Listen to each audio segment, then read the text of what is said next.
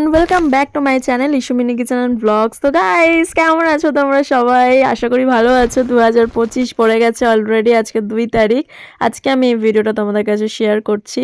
তো তোমাদের 2024টা যদি তোমরা ফিরে দেখো তো তোমাদের কেমন গেল? সত্যি কথা বলতে আমি যদি ফিরে দেখি তো আমার ভালো খারাপ সবটা মিলিয়েই গেছে, ঠিকঠাকভাবে কাটিয়েছি। এবার জানি না 2025টা কেমন কাটবে। তো চলো পুরো 31st নাইটের আমি তোমাদের কথা বলি। এই হচ্ছে আমার দিদি, পিঙ্কাই দি, যার বাড়িতে আমি পিকনিকের জন্য গিয়েছিলাম। তো খুব মজা করেছি তাদের সাথে। তো সেটারই একটা ছোট্ট ব্লগ, আশা করছি তোমাদের ভালো লাগবে। তো দেখতে থাকো। 31st আগের দিন আমি টাকা পাঠিয়ে দিয়েছিলাম, মা পাঠিয়ে দিয়েছিল অ্যাকচুয়ালি। তো সেদিনকার আমি ভেবেছিলাম যে আসবো, কিন্তু পরে আবার ঠিক করি যে আসবো না। তারপরে আবার ভাবি যে চলো চলো যাবাই যাক, কারণ 31st আজকে লাস্ট দিন, যদি মজা না করি না মুডটা খুব অফ থাকবে। তারপরে আমি চলে এসেছি সন্ধ্যাবেলা সাইকেল নিয়ে। ভাইয়ের বাইকে যেহেতু তেল ছিল না, আমার ভাইয়ের যেহেতু কেটিএম বাইক, ওর আবার 500 টাকার নিচে তো তেল ভরবেই না, আর 500 টাকা দেওয়ার মতন এখন আমার কাছে টাকা নেই আপাতত। তো সেই কারণে দেখো এখানে চলে এসেছি আমি সাইকেল নিয়ে। গাইস, এতটা রাস্তা, অনেকটাই কিন্তু রাস্তা, ঠিক আছে, সাইকেল নিয়ে এসেছি। আর এসেই এত বড় একটা গামলায় মুড়ি মেখেছে, সবার খিদে পেয়ে গেছিলো। এত বড় একটা গামলার মধ্যে মুড়ি মেখেছে বলার মতো না, সবাই হাত ঢুকিয়ে ঢুকিয়ে খাচ্ছিল মুড়িটা। আর ঠিক খেতে কিন্তু খুব সুন্দর লাগছিল।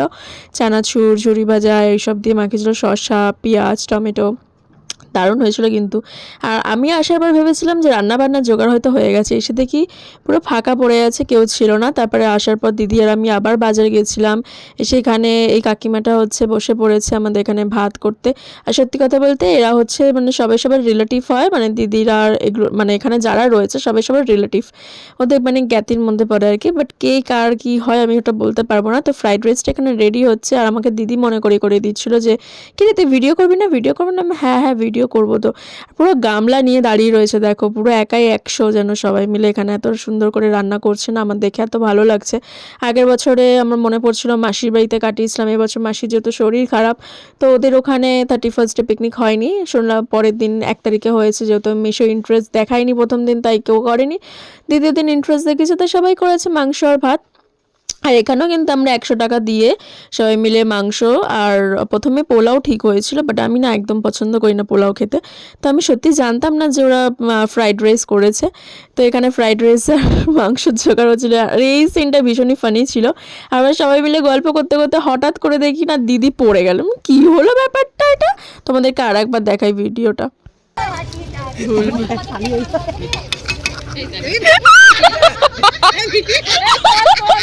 এটা কি? What is this?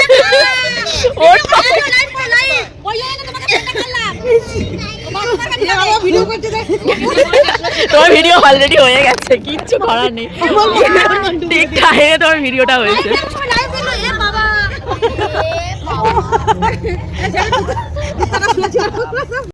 এখানে কি হয়েছিল, আমি না ভিডিওটাই নিচ্ছিলাম, হঠাৎ করে মানে আমি বুঝতেও পারিনি, আমরা কিন্তু ইচ্ছা করে জিনিসটা করিনি। অ্যাকচুয়ালি আমি ভিডিও করতে করতে দিদির দিকে ঘোরালাম, দেখি কি হাসতে হাসতে পড়ে গেছে। অ্যাকচুয়ালি ও কাঠের ওপরে বসেছিল না, তো কাঠটা স্লিপ করে গেছে আর পড়ে গেছে পুরো। মানে এখানে তো পুরো ঠান্ডা না, আজকে জানি না কেন, মানে সেদিনকারে প্রচণ্ডভাবে ঠান্ডা পড়েছিল, এত ঠান্ডা পড়েছিল। আমি ভাগ্যিস একটা জ্যাকেট নিয়ে এসেছিলাম, আমি না উপরে যেটা পরেছি চাদর টাইপের, তো সেটা না আমি নিয়ে আসতে চাইছিলাম না, মা বললো যে নিয়ে যা, আজকে অনেক ঠান্ডা রয়েছে। আর সত্যি সত্যি আমি এসে ভাবছি যে ভাই রে ভাই, আরও একটু কিছু নিয়ে আসলে ভালো হতো, কারণ আমরা আজকে আমি পুরো বরফ হয়ে যাচ্ছি। তো উনুনের ধারে বসে না আমি একটুখানি হাতটাকে করে নিচ্ছিলাম, মানে হাতটা যাতে গরম গরম হয়ে যায়। এত ভালো লাগছিল গরম স্টিকটা দিতে মুখের মধ্যে।